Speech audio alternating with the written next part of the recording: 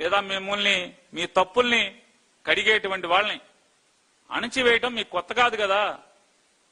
రామారావు గారిని పడేసి మీరు ఎక్కిన తర్వాత అంగన్వాడీ కార్యకర్తలు జీతం కోసం మిమ్మల్ని అడగటానికి వస్తే గుర్రాలతో తొక్కించిన చరిత్ర మీది కాదా అని అడుగుతున్నా. గుర్రాల గిట్టలతో అణిచివేద్దామని చూశారా లేదా? అణిచివేయలేరు కదా.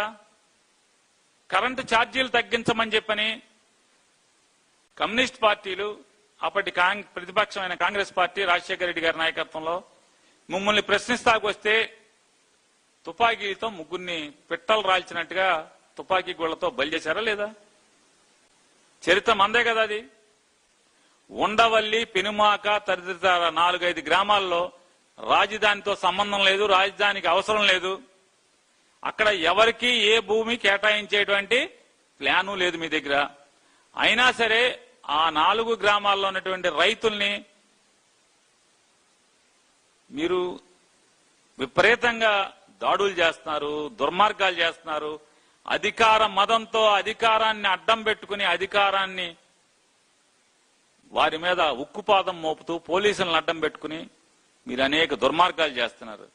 ఆఖరికి ఇవాళ ఉండవల్లిలో జనసేన అభిమానులు, కాపు కులస్తులు, వారికి చెందినటువంటి 8 ఎకరాల చిల్లర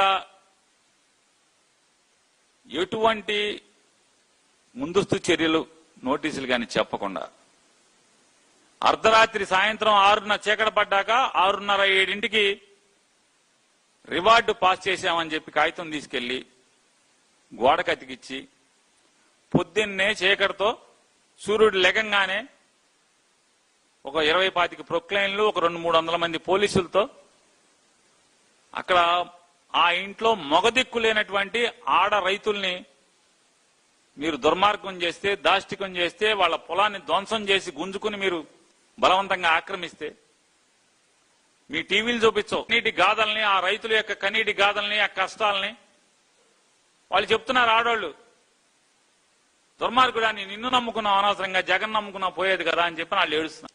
ఈ రాష్ట్రంలో ఇంకేం ప్రజల సమస్యలు లేవా? దాన్ని ఏం చర్చించరా మీరు? దాని గురించి ఏం చర్చించరా అని అడుగుతున్నాను.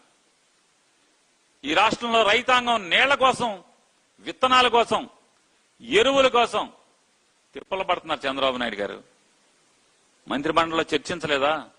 చర్చించరా మీరు? ఈ రాష్ట్రంలో మహిళలకి భద్రత కరువైంది, రోజు దాడులు జరుగుతున్నాయి, మానవ రూపంలో తిరుగుతున్నటువంటి మృగాలు చెరబడుతున్నారు, ప్రాణాలు కూడా నలిపేస్తున్నారు, ప్రాణాలను నులిమేస్తున్నారు. పట్టించుకోరానాడు. ఓటేసిన మంగళగిరిలో దొరకట్లా. ఆర్భాటంగా మొదటి నెలలో మాత్రం దర్బార్ అన్నారు. అంబికా దర్బార్ అగరబత్తి మొత్తం మొదటి నెల లోకేష్ చూశాడు, రెండో నెల రాజేష్ చూశాడు, మూడో రోజు సాంబశివరావు చూశాడు, మూడో నెల, ఇక 4వ నెల నుంచి తలుపులు మూశారు. మా ఓటేసిన మంగళగిరి వాళ్ళకే దిక్కు లేదు. ఇంక ఎవడొచ్చి నిరుద్యోగులు వచ్చి కాలర్ పట్టుకుంటారండి. ఎక్కడ పట్టుకుంటారు? చుట్టూ పోలీసులు ఉంటారు. ఈ ప్రభుత్వం దేనికయ్యా ఉందంటే వైఎస్ఆర్ కాంగ్రెస్ పార్టీ వాళ్ళని జైల్లో పెట్టడం, ఆడిని నలిపేయండి, ఈయన తొక్కేయండి, ఈయన చంపేయండి, మీ అహం ప్రదర్శించుకోవటం. తొక్కి నారదీస్తా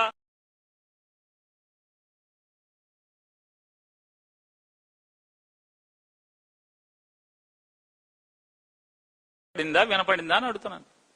తప్పుడు కేసులు, కక్ష సాధి అమ్మ చంద్రబాబు గారిని నమ్మకూడదురా బాబు. చంద్రబాబుని నమ్మితే అయిపోయాం మనం. చంద్రబాబుని నమ్మామా? సిఐ నాగరాజుకి పట్టిన గతే, లేదా కానిస్టేబుల్ అశోక్ కి, లేదా ఇంకోళ్ళకి వాళ్ళకి పట్టిన గతే మనకు పడుతుంది. వాడుకుంటాడు, మన ఎరైసేస్తాడని చెప్పి చంద్రబాబు నాయుడు మీద అనేది పోలీసులకు ఒక భయం వచ్చింది. జైల్లో కూడా పెట్టిస్తున్నారు మన మీద మర్డర్ కేసులు కట్టి. ఏం మనం వాళ్ళు చెప్పిన పనులే కదా మనం చేసేది. మనం ఏం చేసాం? మన ముద్దాయిలుగా ఇటువంటి పోలీసులు మనకెందుకు రా బాబు, గోడెక్కేద్దామని గోడెక్కేస్తున్నారు మెల్లగా పోలీసులు. ఎప్పుడైతే గోడెక్కేస్తున్నారో ఇప్పుడు చంద్రబాబులోకి భయం వచ్చింది. రాష్ట్రంలో పరపతి పోయినా పర్లా, 2 ఏళ్ల ముందు పరపతి పోయింది. ప్రజలు చంద్రబాబు నాయుడు గారి ప్రభుత్వం పేక కొయ్యటాకి, అంటే ఈ ప్రభుత్వాన్ని 5 ఏళ్లు ఉంచాల్సిన ప్రభుత్వాన్ని 2 ఏళ్లకి ఎప్పుడు పోతుందా అని చెప్పని పూజలు చేస్తున్నారు ఈ ప్రభుత్వం. జగన్మోహన్ రెడ్డి గారిని గత 5 ఏళ్లు విధ్వంసం అని విష ప్రచారం చేశారు కదా, తప్పుడు ప్రచారంతో మీరు అందలం ఎక్కారు కదా. మరి ఇప్పుడు 2 ఏళ్లు దాటారు కదా, మీరు చేసిన అభివృద్ధి ఏది చెప్పుకోరా అంటున్నా. చెప్పటానికి చూపించడానికి మీ దగ్గర ఏం లేదు కాబట్టి ఇవాళ ఈ అణచివేత కార్యక్రమం. ఈ రోజుకి గొడ్డలి పార్టీ జగన్మోహన్ రెడ్డి గారు అది అని, జగన్మోహన్ రెడ్డి గారు హంతకుడని, జగన్మోహన్ రెడ్డి గారు కిరాతకుడని, జగన్మోహన్ రెడ్డి గారు సైకో అంటారు మీరు. నేను అడుగుతున్నా, మానసికంగా మీకు రుగ్మత ఉందా లేదా? ఇదేని ఇట్లా ఈ రకంగా మాట్లాడటానికి కోసం బతకాల్సినటువంటి ఆర్టీసీని ఊరేస్తున్నారు మీరు. ఏం జరుగుతుంది ఈ రాష్ట్రంలో? 3 సెంట్లు స్థలం ఇస్తా అన్నారు పేదవాళ్ళకి. ఎవరికి ఇచ్చారు? 3 గజాలు ఇచ్చారా? ఆడవాళ్ళకి డబ్బులు ఇస్తా ఉన్నారు నెల నెల. బీసీలకి 50 ఏళ్ళకే పెన్షన్ ఇస్తా ఉన్నారు. ఎస్సీలకి 50 ఏళ్ళకి పెన్షన్ అన్నారు. ఎస్టీలకి 50 ఏళ్ళకి పెన్షన్ అన్నారు. అడ్వర్టైజ్మెంట్లు చూపించారు. ఎన్నికల హామీలు గుర్తుకు రావు, చర్చించరు. ఏం చేశారు? 100 ఉంటేమో 240, 250, 260లో ఉంచుతారు రొయ్యలు. మేతేమో ఆకాశాన్ని తీసుకెళ్తారు. టన్నుకి 1,40,000 రూపాయలు పెంచారు. టన్నుకి 1,40,000 రూపాయలు పెంచారు 10 రోజుల్లో. సీడు అదే మన రొయ్య రేటు మాత్రం పడేశారు. మీరెప్పుడు చంద్రబాబు నాయుడు గారు ఎప్పుడైతే 4 రూపాయలు తగ్గించండి అన్నాడు, రొయ్య రేటును కేజీకి 30 రూపాయల నుంచి 40 రూపాయలు పడేశారు. కేజీకి 30 రూపాయలు 40 రూపాయలు పడేసి 2 రూపాయలు మేత తగ్గించామన్నారు. 10 రూపాయలు పెంచారు. స్కూళ్లు కాలేజీల మీకు ఎలక్షన్లో చందాలు ఇస్తారు, ఒక 1,200 కోట్లు. వాళ్లే చెప్తున్నారు బయట, సమాజం అంతా వింటుంది. ఇవాళ ఏ స్కూలోడు ఏ కాలేజోడు దోచుకుంటున్నా సరే జనాన్ని మీరు పట్టించుకోరు, మాట్లాడరు. ఏమో మాకు తెలియదు సార్, నాకు కనపట్లేదు సార్, మాకు వినపట్లేదు సార్ అంటారు. ప్రజల యొక్క ఆర్తనాదాలు, ప్రజల కష్టాలు మీకు పట్టవు. కేబినెట్ లో కోర్టుల్లో చికాకులు రాకుండా తప్పుడు కేసులు ఎలా పెట్టాలో చూసుకోండి అని చెప్తాడు. ఇంతకన్నా నీచమైనటువంటి ఆలోచన చేసేటువంటి ముఖ్యమంత్రి ఈ దేశంలో ఎవరికైనా దొరుకుతాడా? ఈ రాష్ట్రానికన్నా అని అడుగుతున్నాను. చంద్రబాబు గారు చెప్పండి.